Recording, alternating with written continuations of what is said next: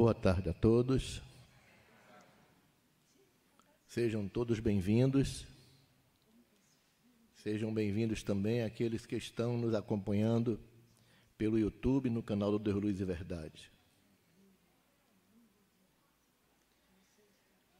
Hoje nós teremos a nossa palestra Redes Sociais e Suicídio, uma visão espírita. A nossa irmã Patrícia Lins já se encontra conosco, da Fraternidade Espírita Irmã Sheila. Antes do início da palestra, vamos pedir ao nosso irmão Paulo Robson que faça uma apresentação musical.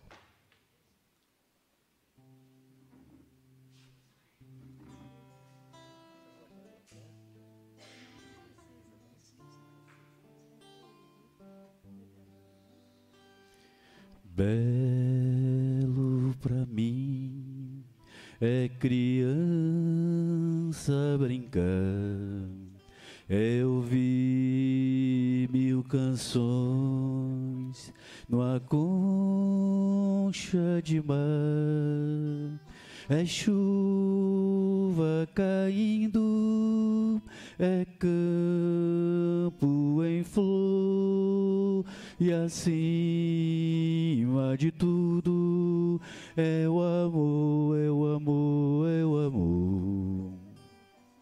Belo pra mim quando estou a sofrer e as trevas da alma começam a crescer, é lembrar com alegria que além, muito além, à espera de mim, existe alguém.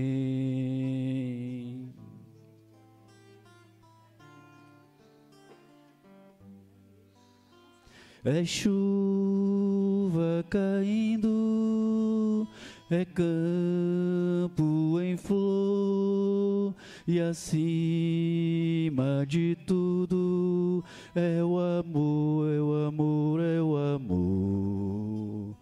Belo pra mim quando estou a sofrer e as trevas da alma começam a crescer, é lembrar com alegria que além, muito além, à espera de mim, existe alguém.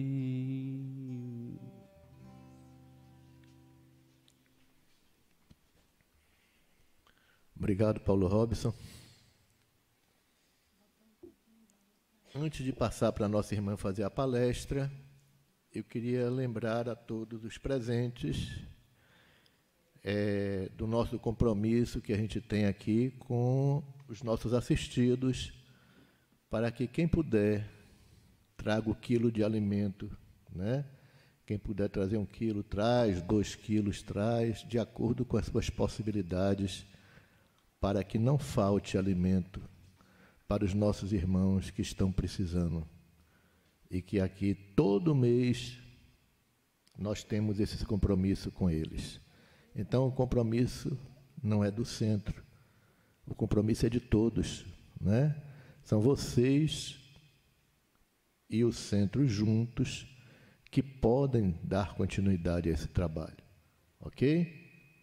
Então, nós esperamos que vocês lembrem-se e que possam trazer o possível para contribuir com os idosos e com as gestantes. Muito. Isso aí é bom vocês ouvirem e contribuam mesmo, pelo amor de Deus. Viu, gente? Seu painelzinho trazer, viu? Pelo amor de Deus, façam isso. Então, após o pedido de Bernadette, vamos pedir à nossa irmã Patrícia Lins que assuma a nossa tribuna.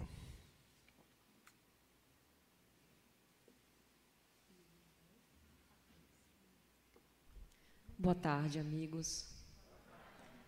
Mais uma vez, com grande alegria, estamos aqui de retorno ao Deus Luz e Verdade.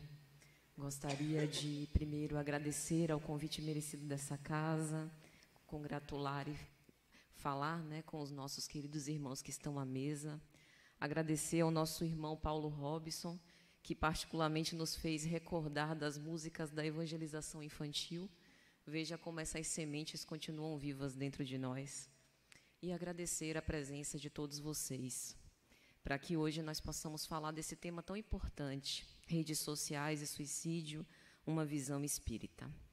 E eu gostaria de pedir licença para dedicar as modestas reflexões dessa tarde a um companheiro muito especial, que inclusive me ajudou a delinear esse tema, me ajudou com as referências bibliográficas para o estudo necessário, que é o Gledson Barreto.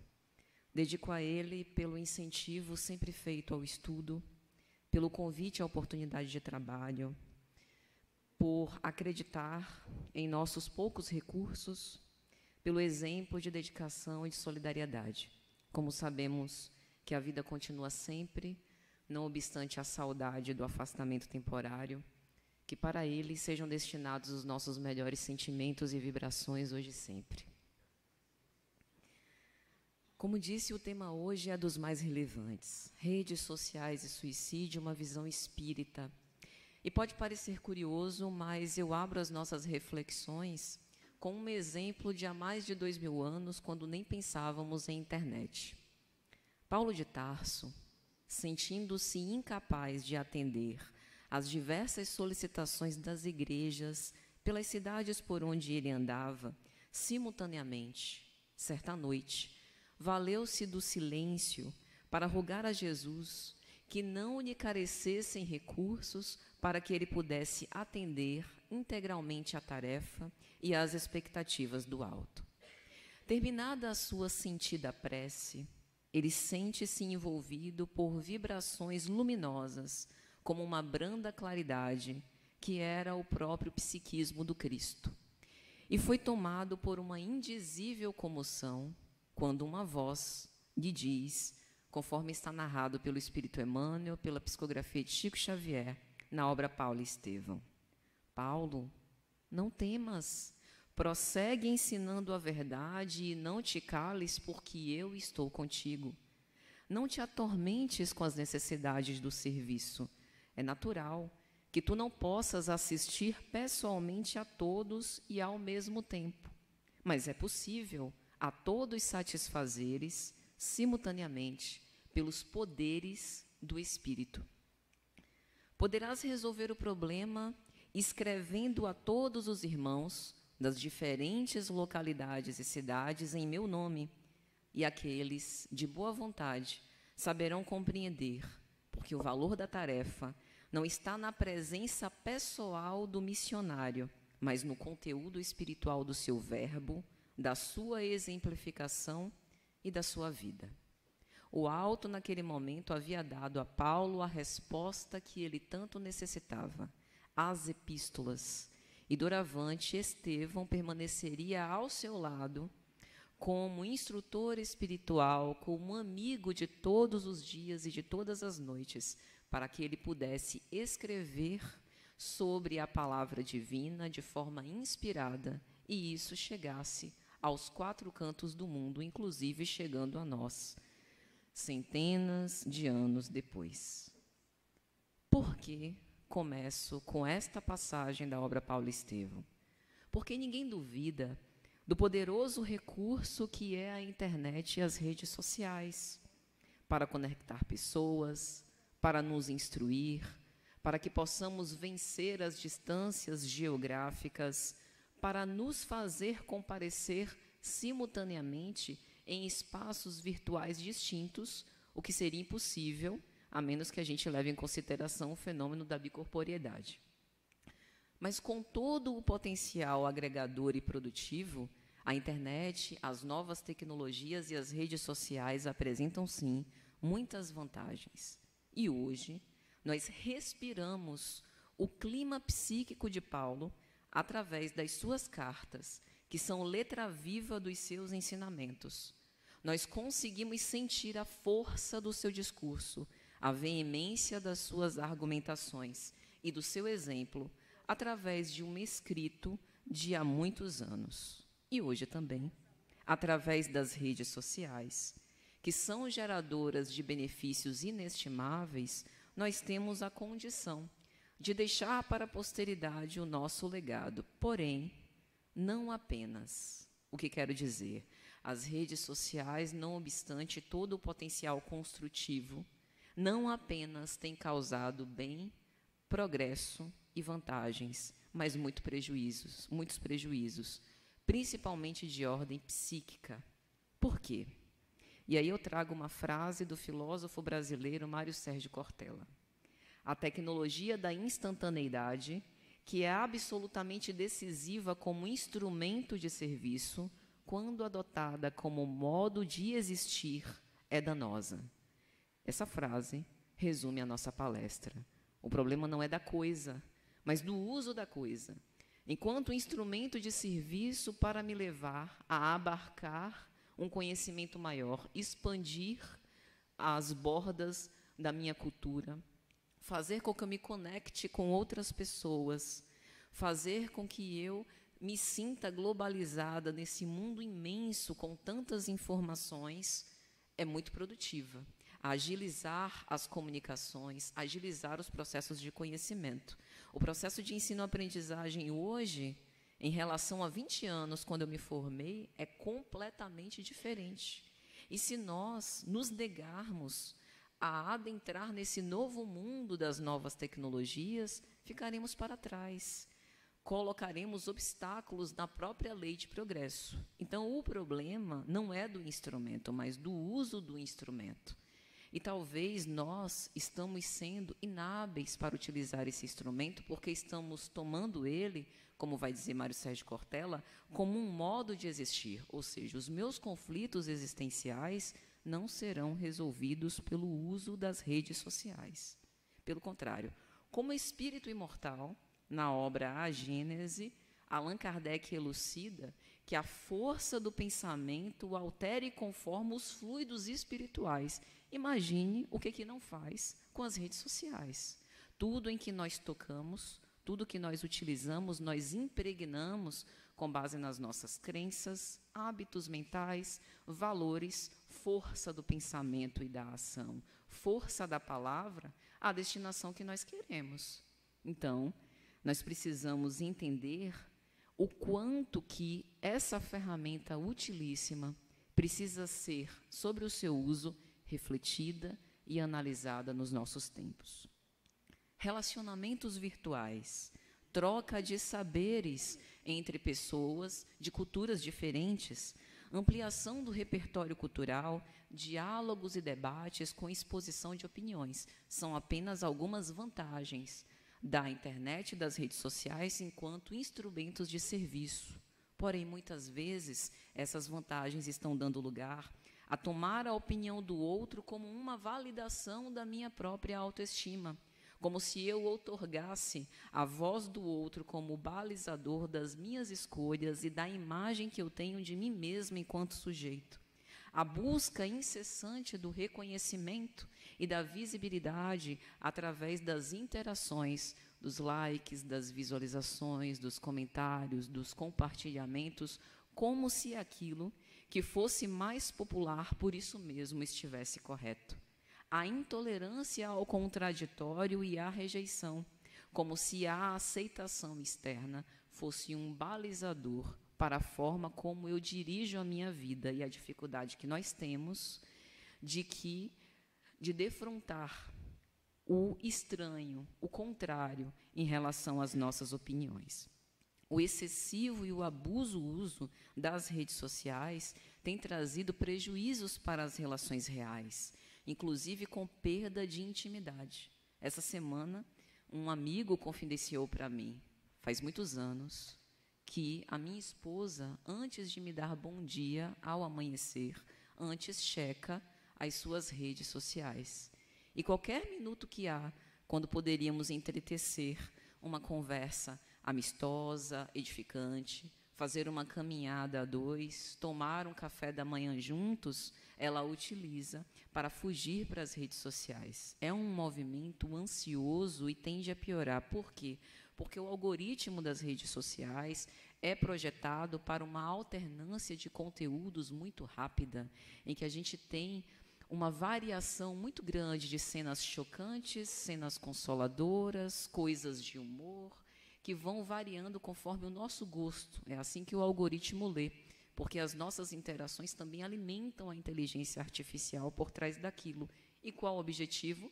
Nos manter a maior parte do tempo conectados. Por quê? Porque a sociedade mundial é capitalista. A base desses movimentos é o consumo.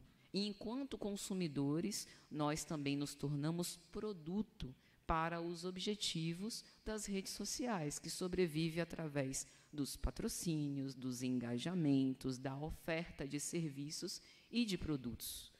Portanto, antes de pegar o celular, eu preciso reflexionar sobre quais momentos e qual posição aquele objeto tem na minha vida. O que ele consola? Quais são os mecanismos que eu utilizo, que ele tenta aplacar?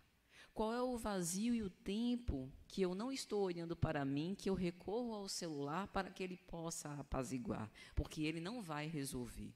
Percebe que é uma decisão de dentro para fora, que a gente não vai conseguir buscar essas respostas no outro, mas necessariamente precisa de uma reflexão íntima. Então, isso é adotar a internet e as redes sociais como modo de existência. E isso nos abre a seguinte reflexão: qual o momento que nós dedicamos ao pensamento reflexivo e crítico? Porque os especialistas, quando se deparam nos seus consultórios com a queixa do abuso de redes sociais, do vício nesse uso ou no uso excessivo, recomendam como terapêutica o seguinte: tentativa de abstinência, destinar espaços no seu dia para aquele uso singular, manter a atenção no tempo presente. Então, enquanto eu estou na palestra, eu estou com a cabeça na palestra. Enquanto eu me alimento, eu estou pensando na minha alimentação, no prato, na conversa que eu entreteço durante isso. Quando eu estou no trabalho, estou no trabalho. Mas, por conta desse pensamento acelerado, nós queremos fazer muitas coisas ao mesmo tempo, num estado de hipervigilância, com a falsa ideia de que isso vai nos fazer economizar mais tempo no final do dia. Mas, na verdade, o que acontece é a cabeça o tempo inteiro ocupada com uma série de preocupações inúteis, em que a gente antecipa, né, previsões, precauções em relação a coisas que podem nem acontecer. Então, quando o momento do silêncio interior? Por que o silêncio, por vezes, nos incomoda tanto? Eu tenho observado isso, inclusive, num estudo que eu faço, de que eu participo, numa casa espírita amiga, o estudo do Evangelho. Por vezes, durante os nossos estudos do Evangelho segundo o Espiritismo, chegam alguns momentos em que todos silenciam. E eu tenho observado quanto isso causa perturbação em algumas pessoas. É preciso falar, é preciso ter algum ruído. Eu me sinto, por vezes, desconfortável em casa sem o barulho da TV, do rádio, de alguma conversa. Isso reflete um pouco de como anda o nosso ambiente psíquico, que precisa estar sempre cheio e ocupado com alguma voz, com alguma ideia. Então, é importante a gente refletir, porque, como diria Zygmunt Bauman, o famoso sociólogo, se nós vivemos num tempo, né, da pós-modernidade, em que as relações são fluidas, carecemos de conexão emocional.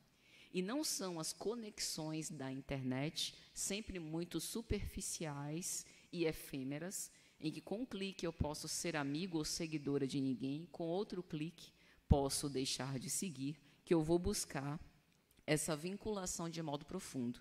E por que isso é importante? Porque os especialistas em prevenção ao suicídio apontam como um dos maiores fatores de proteção os vínculos reais e verdadeiros, laços de afeto. Então, tomemos como partida das nossas reflexões dessa tarde a seguinte hipótese, que pode ser refutada ou confirmada até o final. As redes sociais são, em si mesmas, neutras. Eu não me refiro aqui à neutralidade do algoritmo, como já antecipei. Ou seja, as redes sociais, elas não são neutras, ou seja, isentas de propósito. Elas foram feitas e projetadas intencionalmente para gerar os objetivos daqueles que os projetaram. Mas a inteligência artificial é alimentada pelas interações dos consumidores a partir do ponto que nós temos um reflexo, uma repercussão dos conteúdos que nos são apresentados. O que implica dizer, mais uma vez, que o mal não é da coisa, mas que nós participamos com a nossa vontade, com o nosso desejo, daquilo que nós queremos ver, assistir, ouvir e ler. Além de carregar, portanto, a visão dos seus idealizadores, nós também participamos dessa construção em conjunto, ainda que não queiramos, ou ainda que isso não seja feito de modo consciente. Nós estimulamos o consumo a produtos e o engajamento de certos conteúdos. Por que eu digo que o problema não é da coisa?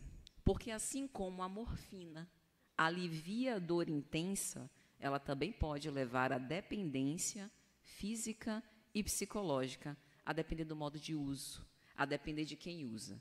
Assim também como certas vacinas, que tomam por base um antígeno atenuado ou neutralizado para a produção das vacinas, que estimulam a produção de anticorpos contra aquele agente patogênico, mas o mesmo agente patogênico pode provocar doenças e, portanto, prejuízo à nossa saúde. Então, o modo de uso destina, mostra qual a repercussão que isso tem para nós. E por que isso é importante? Porque a gente deixa de terceirizar responsabilidades e toma para nós. O controle agora está nas nossas mãos. Não depende de organizações externas, de leis que sejam dadas do lado de fora, mas num estado de conscientização próprio, em que eu posso definir os limites, deste uso ou desta interação com esse objeto. Só que tem um grande contraponto nessa história, talvez uma das nossas maiores dificuldades desse estímulo à conscientização. Nós somos seres sociais. O que isso quer dizer?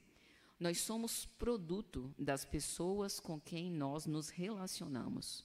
Nós nascemos ancorados por um primeiro espelho, que é o olhar dos nossos cuidadores. Nós construímos a nossa autoestima, a nossa personalidade, com base nas interações que nós temos com o outro. E nós nos buscamos. O que Freud, por exemplo, traz de outros teóricos como instinto gregário na obra Psicologia das Massas e Análise do Eu, e que também é levado em consideração por outros pensadores. Nós também somos produto do conteúdo que nós consumimos e dos meios onde nós transitamos, nos quais estamos inseridos. Por isso, quando nós observamos o complexo humano, precisamos analisar todas as suas dimensões. Dimensão fisiológica, dimensão emocional, psicológica, dimensão social e cultural na qual eu vivo, dimensão espiritual, dimensão familiar das crenças internas. Tudo isso define quem eu sou. Talvez não defina o meu temperamento, mas vai definindo a forma como eu interajo com o outro. E, mais ainda, os nossos hábitos mentais governam as nossas vidas. O que implica dizer que aquilo que eu vitalizo ganha força do ponto de vista psíquico. Se eu quiser saber, portanto, qual o meu estado espiritual, como eu vou despertar no além-túmulo depois de fazer esse passamento, é muito fácil. Quais as ideias, os conceitos, os pensamentos que são mais investidos por mim durante o dia. Ali está o meu coração, como diria Jesus, e é para lá que eu vou, porque já é a construção da minha casa mental. É a primeira morada que eu habito desde sempre. E um hábito nada mais é do que um comportamento adquirido por repetição. Jung, fundador da psicologia analítica, vai dizer que um hábito é muito difícil de ser modificado, mas muito fácil de ser criado. embora logo no início seja necessário que a gente invista muito da nossa força psíquica, através dessa repetição sistemática e disciplinadora, eu consigo desenvolver novos hábitos, se não estou acostumado ou se não estou feliz com os hábitos que eu tenho neste momento. E as obsessões, quais são obsessões? Não falo de obsessões espirituais, mas obsessão como uso demasiado de um recurso geram consequências emocionais destrutivas, tal qual, por exemplo, as drogas. O que isso quer dizer?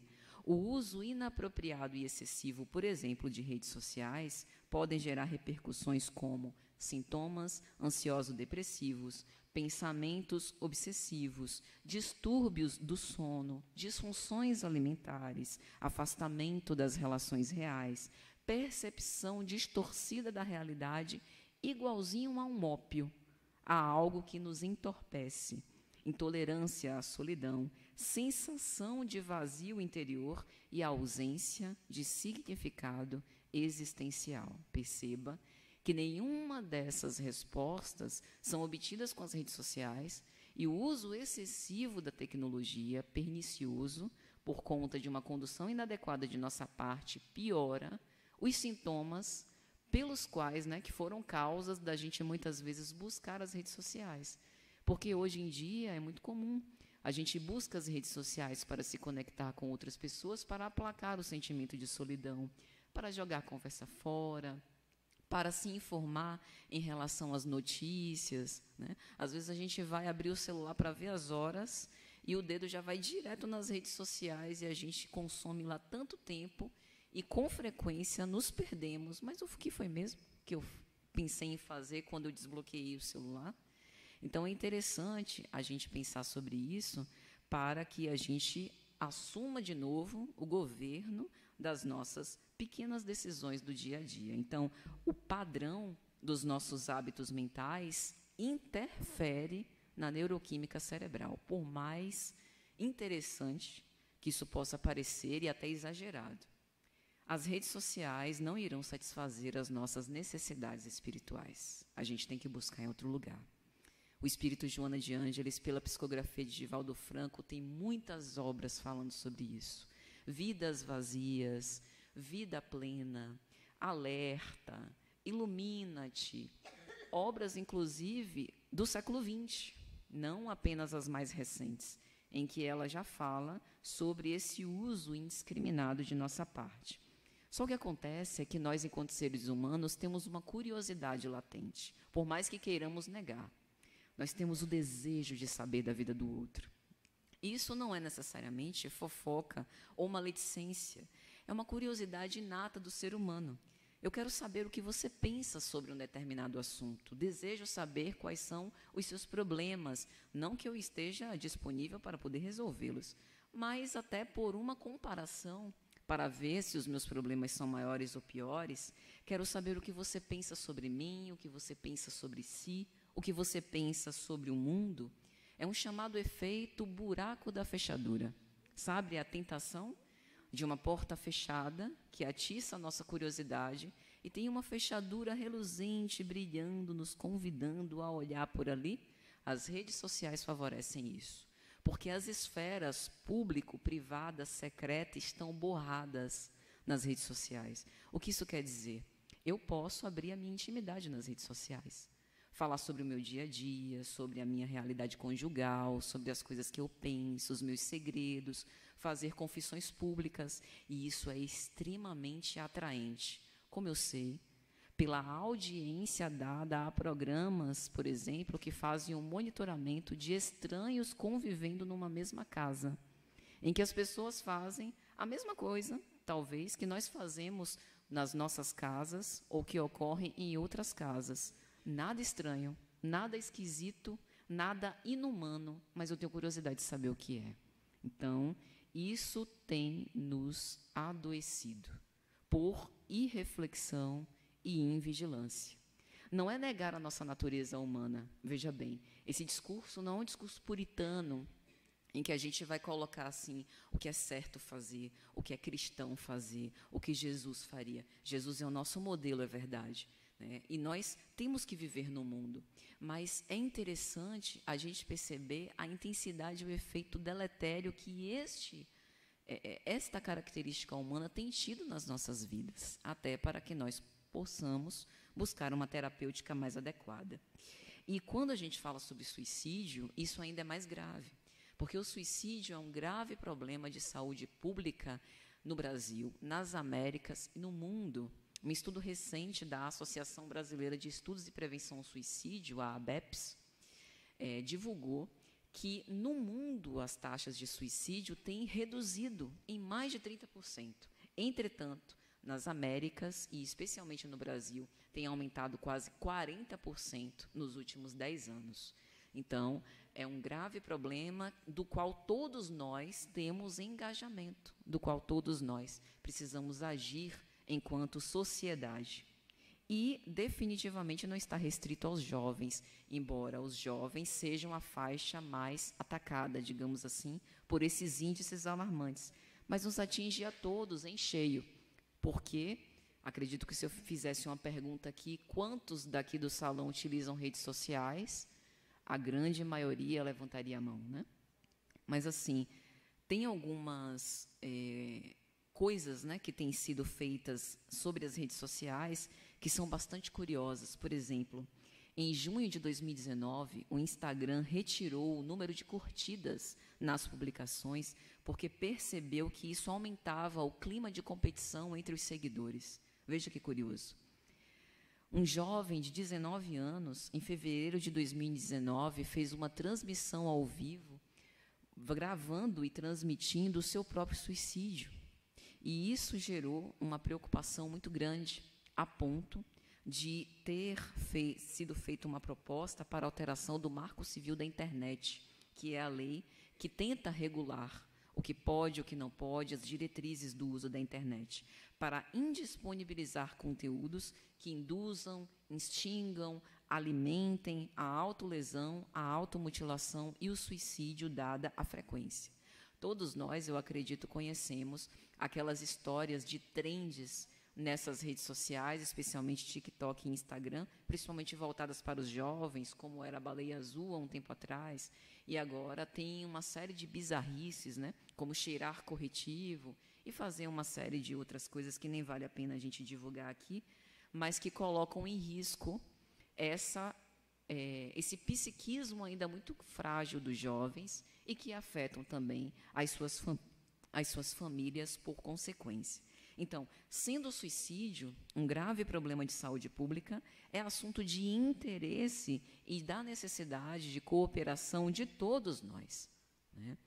E é interessante a gente pensar também sobre o peso e a repercussão da opinião dos outros. Teve um caso recente de um jovem de 16 anos que fez uma brincadeira em que ele insinuava um beijo, né, homossexual com um amigo, não chegou a dar o beijo, mas é como se fosse um romance, uma aproximação, uma brincadeira, e ele não suportou a repercussão daquilo. O vídeo começou a ele fez para brincar, para rir com seus amigos, achou que aquilo ficaria restrito ao seu grupinho, né, do colégio, seja onde for, do seu bairro, da sua cidade. Começou a ter uma repercussão e visibilidade de milhares, milhões de visualizações, comentários, curtidas, comentários indecorosos por parte dos haters, os odiadores da internet, falando que aquilo é um absurdo.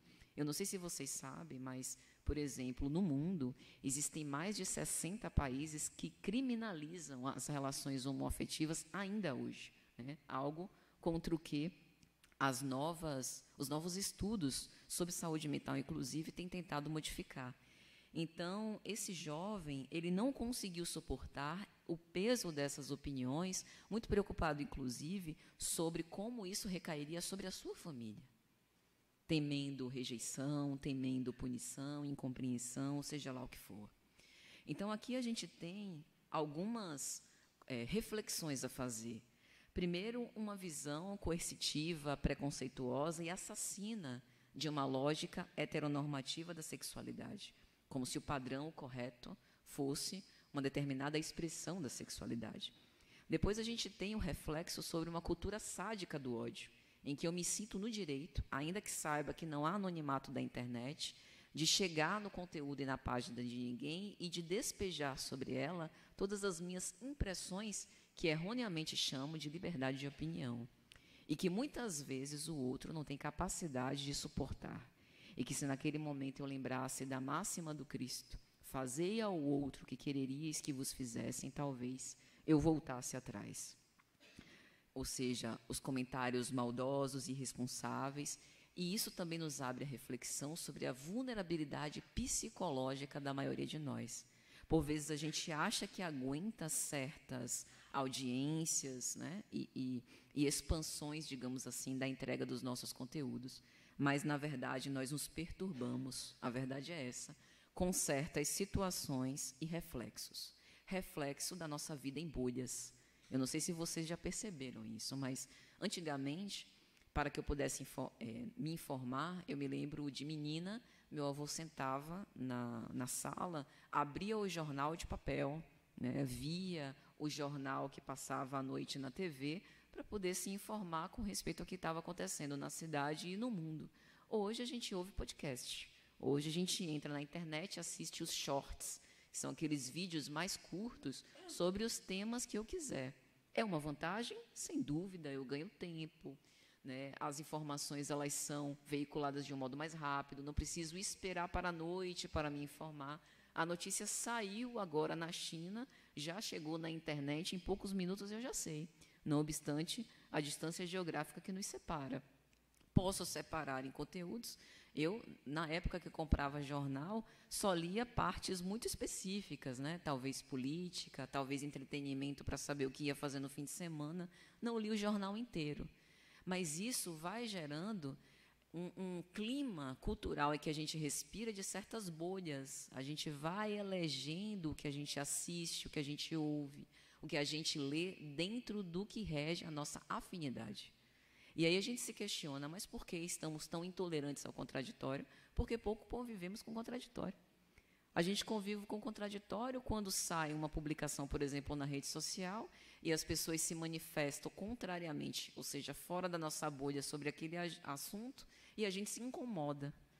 Então, perceba como esse reflexo das bolhas pode gerar, com o tempo, uma dificuldade de transitar, de dialogar, de conversar com interesses distintos, né?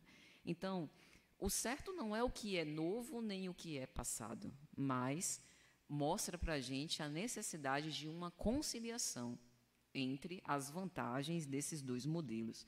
E aí, diante de tudo isso, a gente pensa, onde é que está a autorresponsabilidade, né? Onde é que está a consciência crítica no momento em que a gente navega por esses conteúdos? Porque o testemunho cristão inclui a navegação nas redes sociais. Assim como nós não somos médiums apenas dentro do centro e das reuniões mediúnicas, mas somos médiums no dia a dia e nas nossas atividades particulares, o que não quer dizer que a gente vai atuar com a mediunidade em todo e qualquer momento. Há condições e locais específicos para isso. Mas é uma faculdade que é intrínseca e que a gente leva para onde a gente vai. Do mesmo modo, o nosso testemunho cristão se dá em todos os lugares por onde a gente transita, né? Onde quer que a gente vá, nós sempre somos a soma de muitos. Quando a gente está aqui, né, escutando e reflexionando sobre o tema da palestra, quando a gente está estudando, quando a gente está conversando com os nossos familiares, interagindo com eles.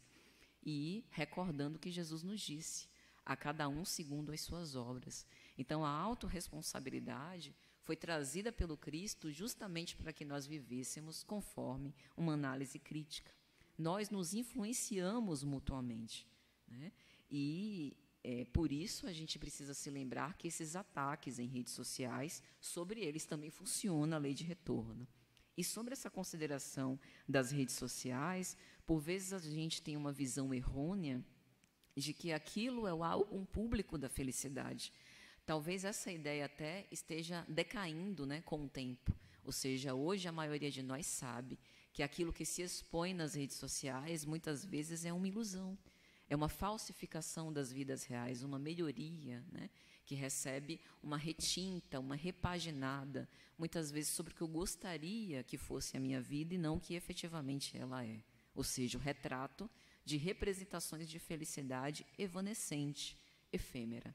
Mas o que é que nós temos feito desses recursos? É algo que a gente precisa entender, porque há alguns fatores de risco para o suicídio. A falta de escuta empática, as perdas diversas, seja de trabalho, seja de pessoas, a pouca habilidade para a gente desenvolver soluções alternativas para os nossos problemas, a pouca flexibilidade para mudanças, a baixa resiliência, a disfuncionalidade relacional, a impulsividade, a desesperança, o sentimento de solidão. E isso pode ser agravado pelo uso abusivo das redes sociais. Porque pense, se eu me encharco de uma série de conteúdos que, por vezes, são perturbadores para mim, como conteúdos de violência, de brigas políticas, de polarização, isso necessariamente afeta o meu estado de humor. Então, é interessante a gente pensar que as redes sociais podem agravar e, de modo algum, irão resolver os nossos conflitos existenciais que carecem de terapêutica dedicada e especializada, através da autorreflexão e da autodeterminação para o bem e, principalmente, através do uso dos recursos disponíveis, médicos, psicológicos, espirituais da casa espírita, para a nossa necessária transformação interior. A mãe de uma jovem de 14 anos que tinha 2 milhões de seguidores em uma das redes sociais, deletou a conta da filha e disse que, doravante, ela não ia mais interagir em redes sociais. Ela tomou essa atitude drástica e explicou por que fez isso. E eu achei muito interessante a argumentação. Vou dividir com vocês para saber o que vocês acham. Decidi apagar as redes sociais da minha filha porque eu não acho saudável, nem para um adulto e muito menos para uma adolescente, basear as referências de autoconhecimento num feedback virtual. Eu não quero que ela se abale com críticas de quem não a conhece. Opiniões são reflexos de quem está oferecendo e não de quem recebe. A vida só presta quando se é feliz offline primeiro. Então, uma decisão brusca, né, definitiva, severa, abrupta, porém, a argumentação é bastante sólida e coadunada com o que a gente vem apresentar aqui hoje. O espírito Joana de Ângeles, na obra Alerta, no capítulo 10, intitulado Gênesis de Suicídios, vai elucidar. Defrontas os problemas que se manifestam no teu dia a dia entre a irritação e o desespero, estabelecendo matrizes de aflições que te conduzirão ao aniquilamento. Parece que ela está falando para 2022. Né? O que é, qual a função não, mas qual a causa, né, mais costumeira da emoção da raiva, contrariedade, frustração das minhas expectativas, das minhas intenções, e um sentimento que vem pelo fato de eu não conseguir lidar com a resposta imprevista e muitas vezes indesejável. E o dia a dia é cheio de situações assim. Para quê? Para o nosso processo de desenvolvimento espiritual. Deus é tão bom que Ele reiteradamente nega os nossos caprichos pueris, porque muitas vezes nos assemelhamos a crianças birrentas que batemos o pé, dizendo que queremos aquilo de todo e qualquer modo, e Deus, com a sua generosidade e magnificência, olha e vê. Senhor, que é Ele mesmo, né? Não sabe o que está pedindo. Se eu realizo tudo que essa criatura deseja e me pede, se eu aprovo todas as petições que ela me faz, eu pioro o seu processo evolutivo. Então, essas correções são indesejáveis, mas muito necessárias para o nosso processo de adianto moral. Mas o que acontece? As nossas respostas automáticas, justamente por conta do nosso estado de imperfeição, variam entre a irritação e o desespero, como se aquilo fosse algo absolutamente necessário para a nossa existência, e não é. Só que essa concepção, essa expansão da consciência não vai se dar de um estalo, como se uma lucidez repousasse sobre as nossas cabeças. É um exercício. demanda trabalho, de observar os nossos sentimentos, de analisar os nossos pensamentos e de nos questionar o tempo inteiro. Por que eu reagi emocionalmente desse modo em relação a uma coisa efêmera, visto que, como espírita, vivo conforme a imortalidade, pelo menos assim eu me predispus a fazer. Então, o que Joana está dizendo? Você está gerando distonias emocionais para você mesmo, criando matrizes de aflições que te conduzirão ao aniquilamento. Não é que a gente vai virar pó fisicamente, mas quando de nós já nos sentimos, ao fim de um dia, cansados e esgotados mentalmente, a maioria. E o que a gente faz para isso? É necessário criarmos janelas de alimentação da alma, através do esforço meditativo, através da análise dos nossos pensamentos e sentimentos, do recurso da prece, da prática do bem, que vai fazendo com que a gente volte o nosso olhar de novo para dentro. Ela continua: suicida não é somente aquele que, acionado pelo desconcerto da emotividade, arroja-se no despenhadeiro da autodestruição física. Ou seja, o suicida não é o caricato, né, que utiliza um método para dar cabo da sua própria existência. Nós, muitas vezes, podemos eleger expedientes em que nós vamos morrendo devagarinho, morrendo para as nossas esperanças, para os nossos sonhos, para o nosso equilíbrio emocional. Ela ainda continua: sejam quais forem os fatores afligentes ou depressivos que te cheguem, não devem encontrar guarida nos teus painéis mentais. Ela não está negando ou invalidando a tristeza. Ela não está dizendo que a gente não tem direito de se queixar por conta da dor que nos chega. Ela está nos estimulando para que a gente não se deixe levar por essas insinuações, sejam elas quais forem. E é importante a gente dizer isso, porque nós sabemos que a vida no planeta de provas e expiações é dificuldade em cima de dificuldade. Mas ela está dizendo, tem recurso para isso. Né? Tem o recurso da prece, tem o recurso da caridade, tem o recurso na casa espírita, o recurso médico e psicológico, busque, mas não se deixe permanecer com este painel mental. Quando a vida te parecer sem objetivo e estiveres a ponto de cair, renova os teus conceitos e ora. Reforma os hábitos mentais, refaz o caminho psíquico. Busca a inspiração em algo externo, no ideal que elegeu, no modelo que nós esposamos, que é do Cristo, na filosofia moral que a gente abraçou, numa leitura edificante, numa conversa salutar, numa paisagem que nos lembre que Deus é doador da vida e busca os recursos necessários para isso. E ela diz ainda, descobrindo por fim que a linguagem universal do bem é a terapia preventiva e curadora para o suicídio e a loucura. E o interessante é, já caminhando para o final, na obra O Evangelho segundo o Espiritismo, tem uma mensagem que eu gosto demais, assinada por um espírito protetor. Quando vocês virem um espírito protetor, pode ler a mensagem, que sempre é uma mensagem fabulosa, né? Uma sabedoria imensa. E nessa mensagem, o homem no mundo, que está no capítulo 17, Sede Perfeitos, item 10, ele vai dizer, não é para você viver fora do mundo. Nós não estamos condenando as redes sociais, as tecnologias. Não é para você se internar em um lugar para viver numa atitude meditativa e de oração o tempo todo. É para conviver com as pessoas, para aprender em grupo, para estar dentro do laço social e desses círculos. Porque ele diz, aquele que se isola, priva-se voluntariamente do mais poderoso meio de perfeição. Só tendo de pensar em si, a sua vida é de um egoísta. Eu sozinha sou ótima. Nossa, que pessoa paciente, caridosa, generosa, ingênua, bondosa, um anjo trajado de branco sobre a terra. Vai conviver.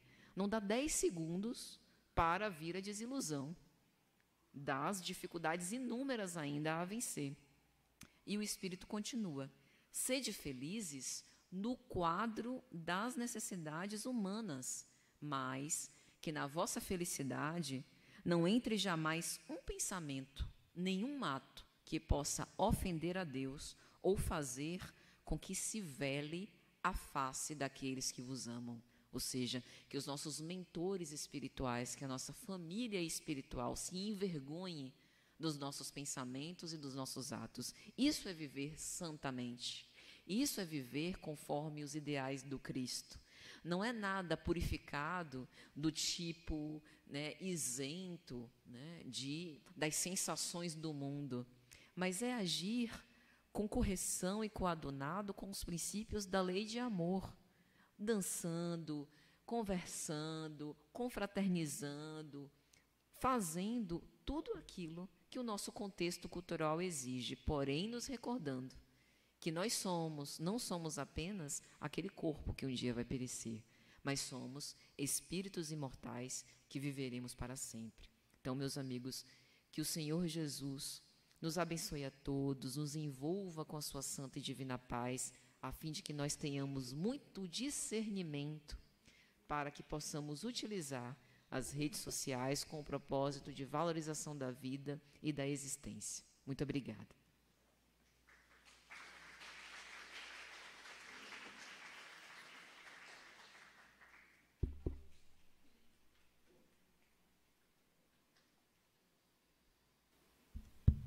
Nós agradecemos a nossa irmã Patrícia Lins pela bela exposição da tarde, né? Já chegando agora já à noitinha, né? Quantos esclarecimentos importantes para todos nós na atualidade. E agora nós vamos pedir ao nosso irmão Paulo para apresentar mais uma música, enquanto nós vamos nos preparando para a segunda parte do trabalho com o passe.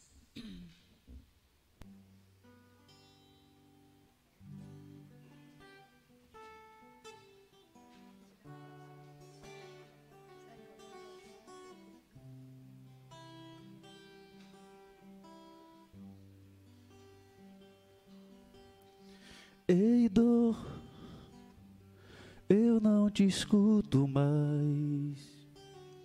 Você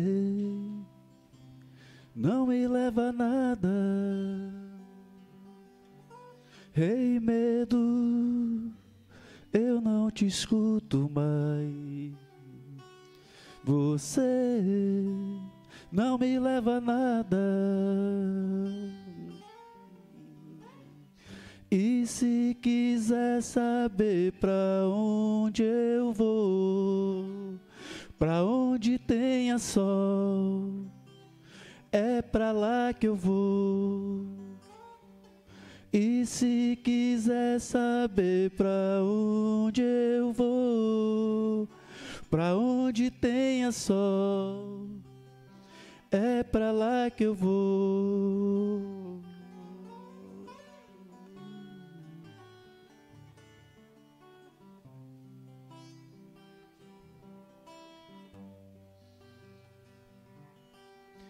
Ei, dor, eu não te escuto mais. Você não me leva a nada. Ei, medo, eu não te escuto mais. Você não me leva a nada. E se quiser saber pra onde eu vou, pra onde tenha sol, é pra lá que eu vou. E se quiser saber pra onde eu vou, pra onde tenha sol, é pra lá que eu vou.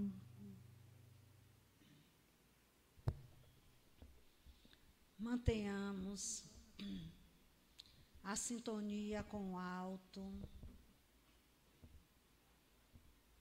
na certeza de que estamos sob a proteção de Deus, de Jesus, dos bons espíritos que estão aqui, a trabalhar junto conosco, derramando fluidos, bênçãos de paz, de saúde, que nos acalma, nos harmoniza interiormente. Respiremos tranquilamente, enquanto os médiuns iniciam o trabalho do passe individual. Os médiuns que são instrumentos dos espíritos bondosos, quando unem seu próprio fluido vital aos fluidos que são dispendidos pelos espíritos que aqui estão a trabalhar. Mas mantenhamos a nossa fé e a nossa mente voltada para o alto. Respirando tranquilamente.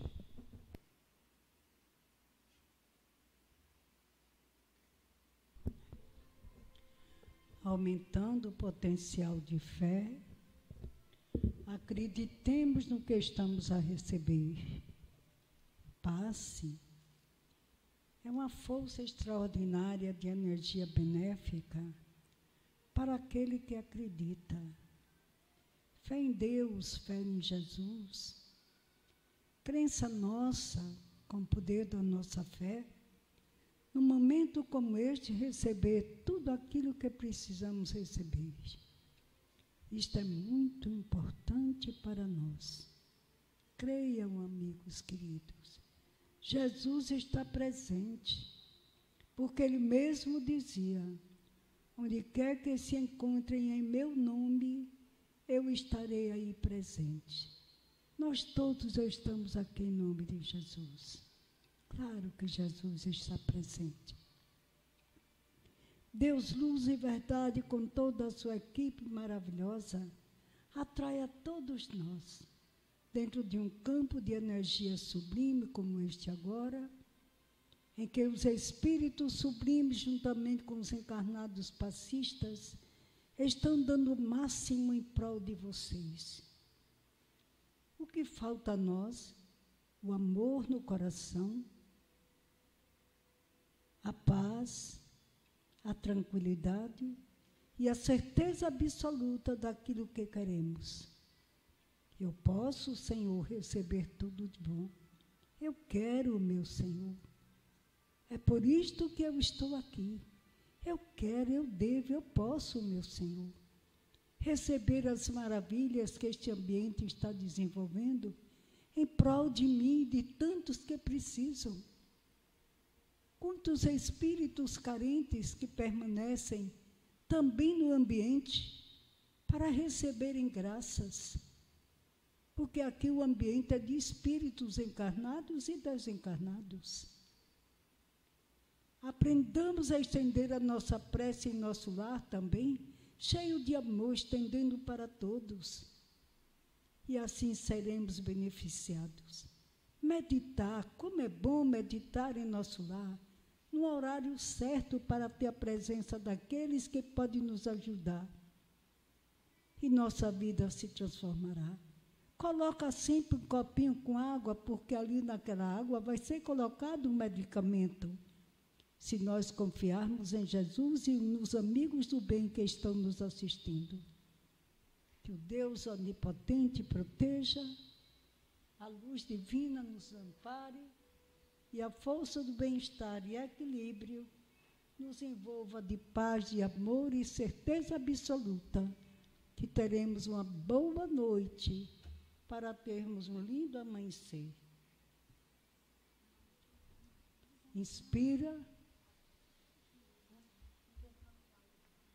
Inspira, expirem profundamente. Agora abre os olhinhos, olha Jesus, mentalizemos Jesus aqui. Já que não vemos Jesus assim, ele aqui, porque ele está aqui. Ele mesmo dizia, onde quer que se encontre uma ou mais pessoas em meu nome, Jesus, eu estarei presente. Veja a quantidade de pessoas nossas estão aqui. Claro que Jesus está presente, observando a nossa vida e nos ajudando. Então, amigos, que eu quero dizer, voltemos para o nosso lar, na paz do Senhor, que vocês tenham uma boa noite e um lindo amanhecer. Muita paz para todos. E meu abraço, ó, um abração bem sincero, cheio de amor, de confiança, de certeza daquilo que eu quero. Eu posso, eu devo, eu quero. Pensa sempre assim, tá? Deus abençoe e muita paz. Chegamos no final. Chegamos no final. Seja bem-vinda. Obrigada. Obrigada, Juliana.